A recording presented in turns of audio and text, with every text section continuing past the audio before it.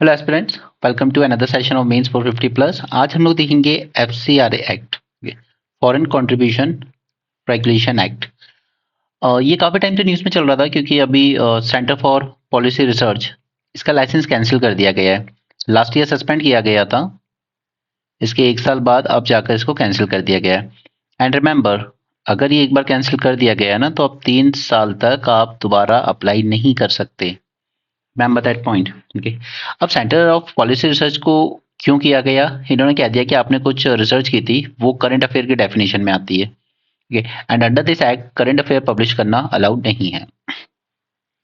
चलिए एक एक करके इसके बारे में समझते हैं। सबसे पहले इसका ओरिजिन जानते हैं। 1976 में, आपको पता है 1975 से लेकर 77 तक इमरजेंसी का टाइम था।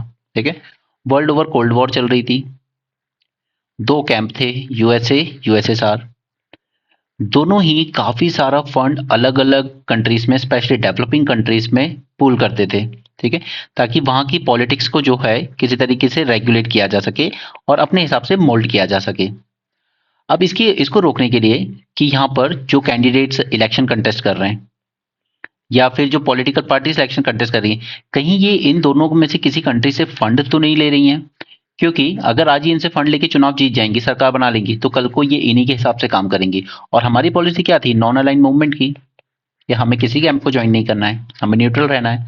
यूएसएसआर ने जब 1978 में इन्वेड किया अफगानिस्तान को, इंडिया ने क्रिटिसाइज किया। ठीक है, जबकि 1971 में उसी से कुछ टाइम पहले यूएसएसआर के साथ हमने फ्रेंडशिप ट्रीटी साइन की थी। यूएसएसआर ने हमें जो बांग्लादेश लिबरेशन वॉर थी उसमें हेल्प किया था। तो ऐसा नहीं है कि बांग्लादेश वॉर में अगर यूएसएसआर ने हमें हेल्प किया तो हम कोई उसके कैंप के मेंबर माने जाएं। ठीक है, ऐसा नहीं है। जब उसने अफगानिस्तान इन्वेड किया तो हमने क्रिटिसाइज किया कि आपने गलत किया है। राइट, तो हमने हमेशा से न्यूट्रल रहने की कोशिश की है। तो उसी तरीके से ये आपने सुना होगा, यूएसएसआर और इनकी दोनों की जो सीक्रेट एजेंसीज होती थी, ये काफी सारा फंड डिप्लॉय करती थी अंडर। और हमारे यहाँ भी जो शास्त्री जी की डेथ है, वो इसी तरीके से मानी जाती है कि उसमें इन्हीं दोनों का हाथ था, या तो यूएसए का या यूएसएसआर का। क्योंकि वो एक इंसान थे जिनका सिंपल स्टैंड था कि मेरे लिए नेशन के इंटरेस्ट से बढ़ के और कुछ नहीं है। मैं कोई डिप्लोमेट नहीं हूँ, ठीक है, मुझे आप लोग मोल्ड नहीं कर सकते, मेरा कोई पर्सनल इंटरेस्ट नहीं है आप दोनों की तरफ। तो आप कह सकते हो कि अगर सबसे बड़े देशभक्त की बात की जाए तो शास्त्री जी थे, क्योंकि वो प्रैक्टिकल इंसान नहीं थे। उन्हें लगता था मेरे देश को अगर इससे फायदा है तो ही मैं करूंगा, वरना मुझे नहीं करना।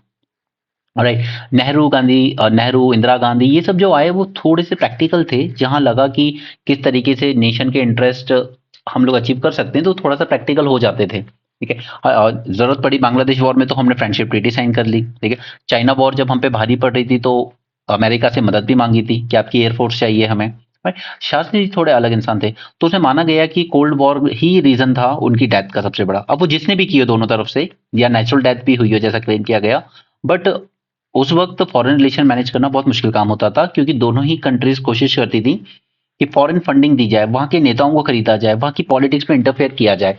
तो इसी फॉरेन फंडिंग को कंट्रोल करने के लिए लेकर आए हम लोग 1976 में, लेकर आते हैं फॉरेन कंट्रीब्यूशन रेगुलेशन एक्ट।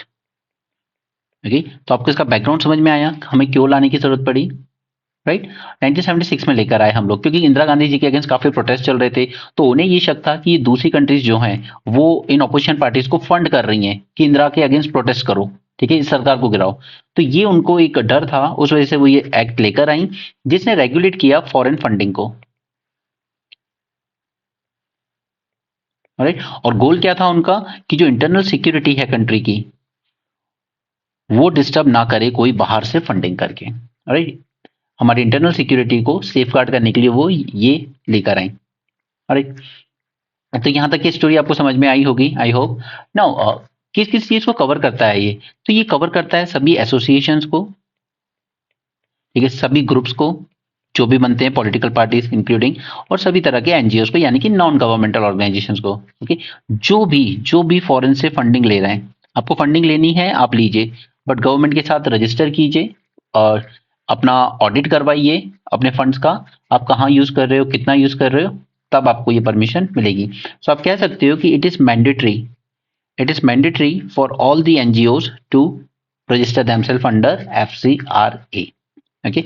और ये जो रजिस्ट्रेशन करेंगे उसकी वैलिडिटी इनिशियल होगी 5 इयर्स की, रिन्यू की जा सकती है डिपेंडिंग ऑन योर कि आप किस तरीके से काम कर रहे हैं। अगर आप कंप्लाई कर रहे हैं सभी नॉर्म से तो हम इसको रिन्यू कर देंगे। Okay, if you complying with all the norms of this.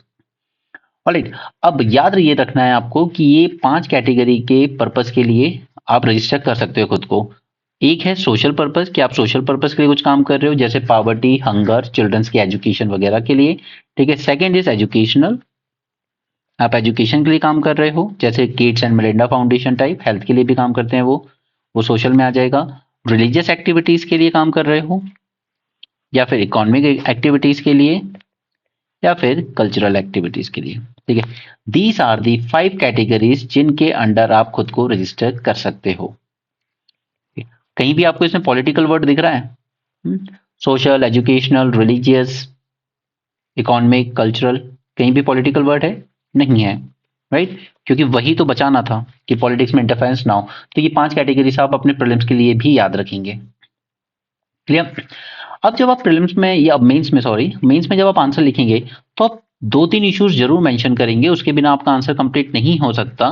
First, you will mention in NGO known as missionaries of charity. Missionaries of charity. ठीक है।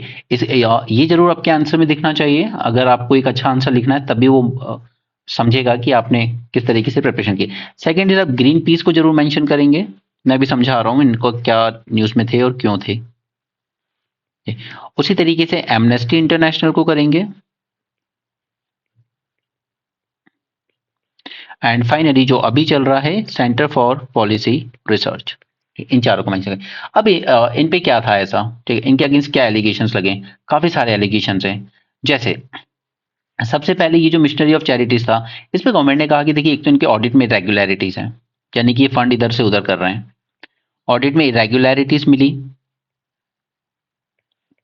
दूसरा इन पे लगा कि ये चाइल्ड ट्रैफिकिंग कर रहे हैं झारखंड में। ठीक है, बच्चों को ट्रैफिक कर रहे हैं। ये दूसरे एलिगेशन लगाए गए इन पर। और उसके बाद कि ये रिलीजियस कन्वर्जन को प्रमोट कर रहे हैं। फॉरेन से इनको फंड मिलता है कि लोगों को क्रिश्चियनिटी में कन्वर्ट कीजिए, उसके लिए हम आपको पैसे देंगे। ठीक है। उस तरीके से ग्रीन पीस। अब ग्रीन पीस के साथ ये प्रॉब्लम थी कि हमारे यहाँ तमिलनाडु में एक न्यूक्लियर प्लांट बन रहा था, Kudankulam. Kudankulam nuclear power plant. Okay, तो ये कुडनकुलम न्यूक्लियर पावर प्लांट के अगेंस्ट इन्होंने प्रोटेस्ट ऑर्गेनाइज करे लोकल्स को साथ में लेके, कि न्यूक्लियर डिजास्टर हो जाएगा, रेडिएशंस फैल जाएंगी, चेरनोबिल जैसा डिजास्टर हो जाएगा, फुकुशिमा जैसा डिजास्टर हो जाएगा, मतलब लोगों को मिसगाइड किया। तो कहीं ना कहीं इस पे एलिगेशंस लगे कि आप फॉरेन से फंडिंग लेकर इंडिया की जो इकोनॉमिक डेवलपमेंट है उसमें रोड़ा बन रहे हो। ओके, उसमें ऑब्स्टेकल क्रिएट कर रहे हो, राइट? सिमिलरली जब 2020 में हम लोग ये स्ट्रिक्ट रेगुलेशंस लेकर आए, अभी मैं डिस्कस करूंगा 2020 के अमेंडमेंट। ठीक है, तो इसने कहा कि भाई हम तो खुद ही एग्जिट कर रहे हैं, India is not a place to work now. Okay, similarly CPR, इसने कुछ रिसर्च वगैरह की अपनी। इस पर एलिगेशन लगाया गया कि इसने कुछ रिसर्च की थी, जो हमारा नेशनल एयर क्वालिटी मैनेजमेंट का एक्ट आया था उसको लेकर, कि इसकी परफॉर्मेंस वगैरह कैसी है। इसके अगेंस्ट इसने कुछ एक रिपोर्ट पेश की। उस रिपोर्ट को जब इसने पब्लिश किया तो कह दिया गया कि आपने ये जो परफॉर्मेंस रिपोर्ट पब्लिश की है ना, it is part of current affair. और करंट अफेयर पब्लिश करना प्रोहिबिट है अंडर दिस एक्ट। वो अभी मैं प्रोविजन आपके साथ डिस्कस करने वाला हूँ, उस पर आएंगे हम। ठीक है। और दूसरा इन्होंने ये कहा कि ये लोग लिटिगेशन भी फंड करते हैं। जैसे कोई माइनिंग प्रोजेक्ट है, उसके अगेंस्ट कोर्ट पहुंच जाते हैं कि यहाँ पर ट्राइबल्स के राइट्स वायलेट होंगे, यहाँ पर हमारी बायोडाइवर्सिटी हार्म हो सकती है, रिवर का पानी गंदा हो सकता है, जंगल ट्री काटे जाएंगे एंड सो ऑन। ठीक है, तो इस बेसिस पर आपने इसका लाइसेंस, सीपीआर का लाइसेंस भी कैंसिल कर दिया। ठीक है, लास्ट ईयर सस्पेंड किया था और अब 1 साल बाद जाकर इसको कैंसिल कर दिया है। अब मैंने आपको बताया अगर कैंसिल कर दिया है तो अब 3 साल तक ये लोग रीअप्लाई नहीं कर सकते। अब सीपीआर इसलिए इंपॉर्टेंट है यार, क्योंकि चाहे मिस्टर राजीव कुमार हो, ये और एक दो और भी हैं जो नीति आयोग के भी मेंबर रहे अभी मोदी गवर्नमेंट के अंडर में। ठीक है, अभी भी प्राइम मिनिस्टर ऑफिस में अभी सेक्रेटरी लेवल पर हैं ये लोग। ठीक है, उसके बाद भी ऐसी टैलेंट जिस ऑर्गेनाइजेशन ने दिए हों, उस ऑर्गेनाइजेशन का कैंसिल कर देना, उसे सस्पेंड कर देना, तो ये दिखाता है कहीं ना कहीं कि गवर्नमेंट अपने अगेंस्ट कोई क्रिटिसिज्म बर्दाश्त करने को तैयार नहीं है। ओके, तो इतनी बातें आपको समझ में आई? तो इसके अलावा और बाकी क्या रैशनाले थे कि ये गवर्नमेंट इसके अगेंस्ट इतना एग्रेसिव हो रही है, तो गवर्नमेंट ने इसके लिए क्या रीजंस दिए हैं, क्यों आपने ये इस तरह के अमेंडमेंट्स लेकर आए हो, एक बार वो रीजन समझने की कोशिश करते हैं। फर्स्ट इज कि गवर्नमेंट को लग रहा है कि इनकी वजह से हमारा इंटरनेशनल क्रिटिसिज्म होता है जो कि अननेसेसरी है। राइट, कैसे? ये एक्सपोज करते हैं गवर्नमेंट को कि आपके पॉवर्टी के डेटा खराब हैं, ठीक है, बहुत पॉवर्टी है आपकी कंट्री में, राइट। आपके एजुकेशनल स्टैंडर्ड्स वगैरह, सिर्फ स्कूल में एनरोलमेंट हो रहे हैं बट आप लर्निंग वाइज बहुत पुअर आउटकम्स हैं। एनवायरमेंट को लेकर कि आप लोग एनवायरमेंट को हार्म कर रहे हो, कोई प्रोटेक्शन की कोशिश नहीं की जा रही है। Tribals, minority rights, human rights, ये सब आपके यहाँ पर वायलेशन हो रहा है, ठीक है। तो इस तरह की ये लोग रिपोर्ट्स वगैरह जब पब्लिश करते हैं तो इंटरनेशनल क्रिटिसिज्म फेस करना पड़ता है इंडिया को, और कई बार ये क्रिटिसिज्म अंडी होता है, जैसे गवर्नमेंट डिनाई करती है, हम नहीं मानते ये हंगर इंडेक्स एंड ऑल को। और दूसरा वही है कि इंटरनल सिक्योरिटी का रिस्क है हमें। मैंने एग्जाम्पल आपको दिया कुडनकुलम का, कैसे हमारे डेवलपमेंट प्रोजेक्ट्स को रोकने के लिए एनजीओज कोर्ट पहुंच जाते हैं, लिटिगेशन करते हैं, प्रोटेस्ट ऑर्गेनाइज करते हैं लोकल लोगों को गुमराह करके। सिमिलरली इसके अलावा हमारी इकोनॉमिक डेवलपमेंट को हिंडर करते हैं ये लोग, दे स्टॉल आवर इकोनॉमिक डेवलपमेंट। कई बार जेन्युइन भी होते हैं, ठीक है, ट्राइबल के राइट्स वायलेट होते हैं, उनकी जमीनें छीनी जाती हैं, तो वो ठीक भी है, लेकिन कई बार प्रोटेस्ट बेवजह भी ऑर्गेनाइज किए जाते हैं just to misguide the people. Okay, अब ये जो अमेंडमेंट आए थे 2020 के, उससे रिगार्डिंग मुझे आपसे कुछ इंपॉर्टेंट चीजें डिस्कस करनी है।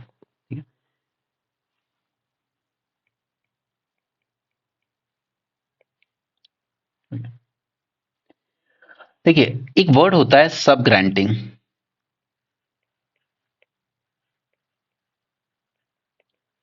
अभी सोचिए कोई बड़ा सा एनजीओ, ठीक है, मेट्रो सिटीज में है, दिल्ली वैली में, ठीक है, काम कर रहा है, ठीक है, ये देख रहा है कि छत्तीसगढ़ में कहीं बस्तर में बहुत ही बैकवर्ड ग्रामीण इलाके में कुछ इस तरह के वायलेशन हो रहे हैं। अब सपोज कीजिए कि वहां पे कोई लोकल एनजीओ होगा छोटा मोटा, ठीक है, जो अपने लोगों के लिए काम कर रहा है, या सपोज कीजिए वहां के बच्चों को पढ़ाई के लिए एनकरेज करने पे काम कर रहा है। तो ये जो बड़े एनजीओ हैं, ये इसको कहते हैं चलिए हम भी एनजीओ हैं, हम आपको फंड प्रोवाइड करेंगे, ठीक है, जो हमने रिसीव करे हैं थ्रू फॉरेन डोनेशन, ठीक है, फॉरेन में फिलांथ्रोपिस्ट के थ्रू हमने कोई डोनेशन मिला है।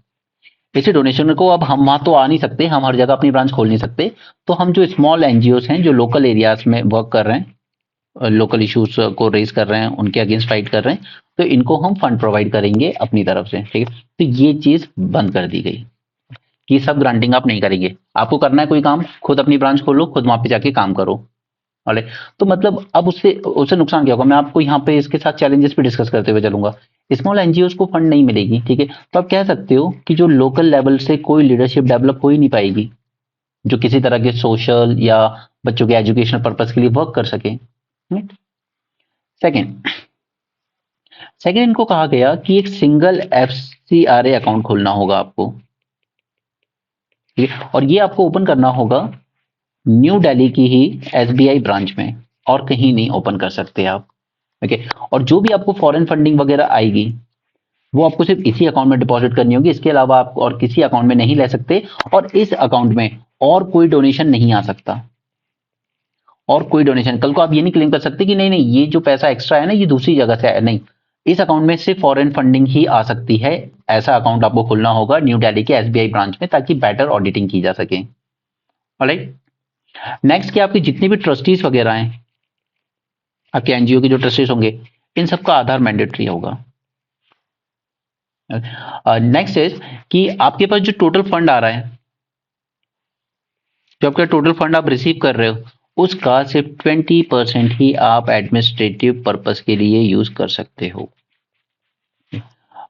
इन 2010 अमेंडमेंट, उस टाइम पर ये लिमिट लगाई गई थी 50%। अब एडमिनिस्ट्रेटिव पर्पस से क्या मतलब है कि जैसे एडमिनिस्ट्रेटिव पर्पस में जैसे मुझे मैन पावर हायर करनी होगी, कुछ लड़के वगैरह रखने होंगे, ठीक है, कुछ नॉलेजेबल लोग रखने पड़ेंगे, वो रिसर्च वगैरह कुछ करेंगे, उनके रिसर्च को फंड करना होगा मुझे, ठीक है, वो फील्ड लेवल पर विजिट करेंगे, तो अपनी जेब से तो खर्चा करेंगे नहीं फील्ड विजिट के लिए, ठीक है, लोगों से बात करेंगे, जाकर वहां के स्कूल की हालत देखेंगे, हॉस्पिटल की हालत देखेंगे।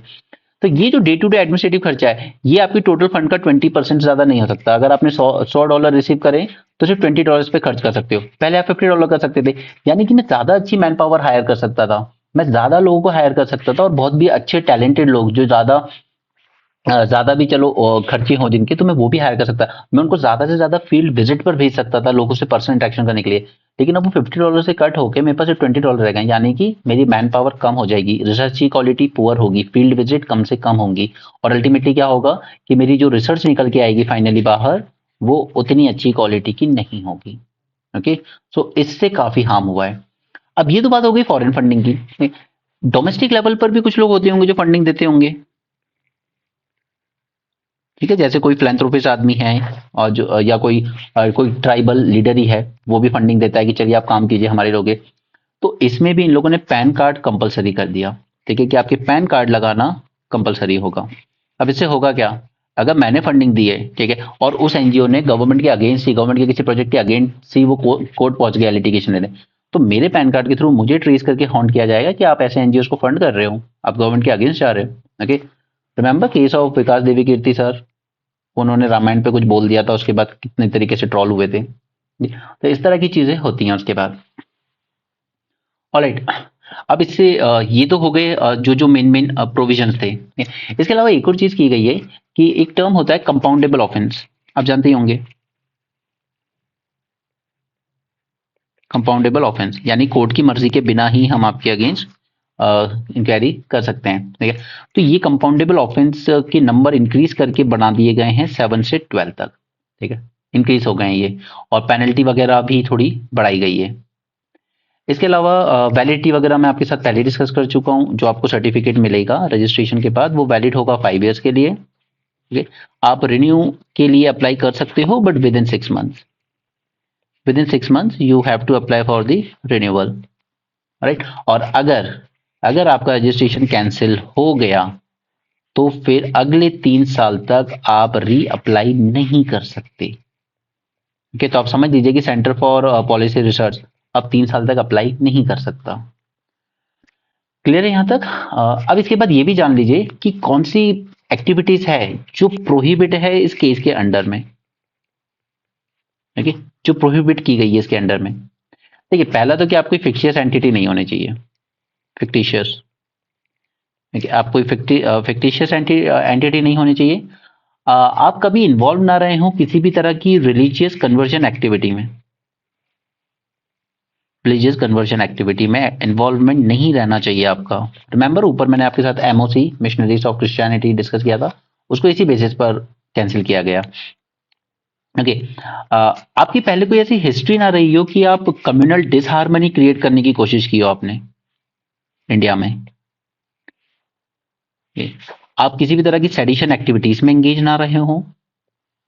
इसके अलावा मोस्ट इंपॉर्टेंट चीज कि कोई भी पॉलिटिकल पार्टी, कोई भी कैंडिडेट जो इलेक्शन कंटेस्ट कर रहा हो, कोई भी जर्नलिस्ट, पत्रकार, ठीक है, even government servant, okay, even judges, they all are prohibited from receiving the foreign funds, okay, all are prohibited। तो बात ये है कि अगर सपोज कि मैं जज हूं और मेरे कोई रिलेटिव्स फॉरेन में रह रहे हैं, तो क्या वो मुझे ट्रांसफर नहीं कर सकते? पैसे कर सकते हैं, ठीक है, 10 लाख रुपए तक वो आपको ट्रांसफर कर सकते हैं, ठीक है, अगर वो आपका पर्सनल कुछ है तो। ओके, सो ये कुछ अमेंडमेंट थे जो आई होप कि आपको समझ में आए हों, ठीक है। तो अब इससे अल्टीमेटली इम्पैक्ट क्या हुआ है, ठीक है। पहली बात तो कंप्लायंस बहुत ज्यादा स्ट्रिक्ट हो गया है, फर्स्ट थिंग। आपको प्रोविजन सारे समझ में आ गए, इश्यूज समझ में आ गए, और तो सबसे बड़ा कंसर्न है हमारा कि यहाँ पर स्ट्रिक्ट कंप्लायंस ये चैलेंजेस पोस्ट करता है, एंड काफी सारी एम्बिगुअस टर्म्स हैं, काफी सारी एम्बिग्यूटी क्रिएट कर दी है इसने, जैसे करंट अफेयर वर्ड को, ठीक, काफी एम्बिगुअस टर्म है। अब मैं जो भी रिसर्च कर रहा हूँ, अगर वो करंट अफेयर में लाई करती है, एयर पोल्यूशन चल रहा है चारों तरफ, उससे रिलेटेड मैंने गवर्नमेंट की जो एडमिनिस्ट्रेटिव मशीनरी है उस पर कुछ क्वेश्चन रेज कर दिए, तो वो करंट अफेयर मान लिया जाएगा, ओके, और उस बेसिस पे मेरा लाइसेंस कैंसिल कर दिया जाएगा। उसके बाद फिर दिल्ली में आप आइए, यहीं पे एसबीआई ब्रांच में वो खोलिए, ठीक है, आपका अकाउंट खोलना होगा आपको। तो उसका फिर एक रीजन ये बन जाता है कि आप एक तो बहुत एडमिनिस्ट्रेटिव डिले या मेरी जो कॉस्ट है, कॉस्ट ऑफ ऑपरेशन, वो इंक्रीज कर दिया आपने। ठीक, कॉस्ट ऑफ ऑपरेशन आपने इंक्रीज कर दी। दूसरा, मैं जो नीचे के एनजीओ को फंडिंग दे रहा था, जो मैंने आपको सबसे पहला पॉइंट समझाया था, कहाँ गया, सब ग्रांटिंग। ओके, वो सब ग्रांटिंग आपने बैन कर दी।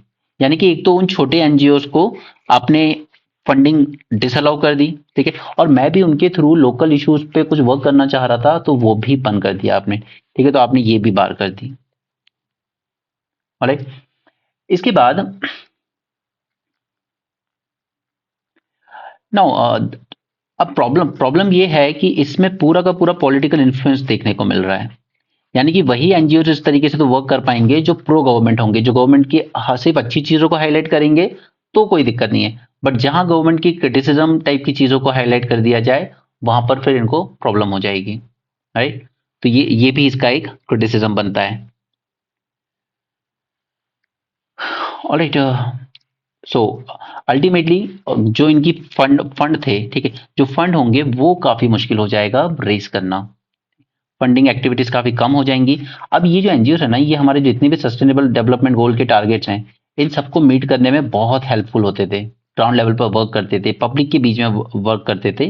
बट अल्टीमेटली आपने इसको गलत किया, ठीक है, कि आपने इनकी फंडिंग वगैरह पे इतनी रिस्ट्रिक्शन लगा के बहुत मुश्किल हो गया है कि ये इसको काउंटर कर पाएंगे या इसके इस फ्रेमवर्क में वर्क कर पाए इसको। ओके, इसके अलावा बाकी हमने सारे पॉइंट लगभग देख ही लिए। बेसिक बातें हैं तो वो सब आपको मैं न्यूज़पेपर में डिस्कस कर चुका हूँ ऑलरेडी, मैंने वहीं पे बता दिया था। मैं सिर्फ आपके साथ इसको थोड़ा डिटेल में डिस्कस करना चाहता था, ताकि आप न्यूज़पेपर में आए तो हम सेम चीज़ बार बार रिपीट ना करनी पड़े वहाँ पर। ठीक है, तो आप कह सकते हो कि काफ़ी सारा ओवर रेगुलेशन हो रहा है यहाँ पे। You can use such words that over regulation देखने को मिल रहा है हमें एनजीओज का। ठीक है? और याद कीजिए, अब हमने कल ही डिस्कस किया था, there was a covenant for civil and political right, covenant of civil and political right. ठीक है, इसने भी इंडिया के 2020 के अमेंडमेंट्स को क्रिटिसाइज किया था। ठीक है, और दूसरी बात कि हम लोग बात करते हैं विश्व गुरु बनने की, ठीक है, बट ये जो हमारे स्टेप्स हैं, ये हमारे विश्व गुरु इथॉस के अगेंस्ट जाते हैं। You should use these things for your conclusion part of thing, right? So that's all. इतना ही जानना था हमें इसमें। ठीक है, यहाँ पर जो भी नॉर्म्स वगैरह में दिक्कत हो रही थी, बाकी वो एग्जाम्पल जरूर आपको देने होंगे, जो ऊपर मैंने आपको 3 एग्जाम्पल्स बताए, क्योंकि उसके बिना चीजें नहीं होंगी, उसके बिना आंसर आपका अच्छा नहीं लगेगा। फिर आपको लगेगा कि मैंने इतना पढ़ा, इतना लिखा, उसके बाद भी मुझे मार्क्स अच्छे नहीं मिले। क्योंकि कई चीजें चेक करने वाले के दिमाग में रहती है कि अगर ये 2-3 चीजें जिस वजह से ये पूरा आर्टिकल इशू न्यूज में था, अगर वो चीजें मुझे दिख रही हैं तो ही मैं उसको मार्क्स दूंगा, अदरवाइज फिर इसके मार्क्स रिड्यूस हो जाते हैं। ऑलराइट, तो यहाँ पर हमने सब कुछ जान लिया है इसके बारे में। आई होप आपको ये इशू पूरा समझ में आया हो। ठीक है, एफसीआरए एक्ट यहाँ पर हो गया है। अब जितना भी करंट इशू में चल रहा है उसमें से मुझे आपके साथ थोड़ा सा डिस्कस करना है आईआईएम बिल को, इसको लेकर क्या इशू चल रहा था। और फाइनली अब मैं आपको पूरा 10th शेड्यूल जो है हमारा एंटी डिफेक्शन वाला, वो पूरा एक्सप्लेन करूंगा, क्योंकि मैं इसमें वेट कर रहा था कि सुप्रीम कोर्ट में अब जो केस जाएगा, स्पीकर ने कुछ अनशन जजमेंट दिया है, तो इस पर एक बार फाइनल डिसीजन आ जाए उसके बाद डिस्कस करता हूँ। ठीक है, बट वो जब आएगा तब आएगा, आपके प्रीलिम्स के लिए मैं और ज़्यादा डिले नहीं करना चाहता। ठीक है, तो ये दो इश्यूज मैं आपके साथ अगले सेशन में डिस्कस कर दूंगा। And that's all for this session. Thanks for joining, have a great day and keep learning.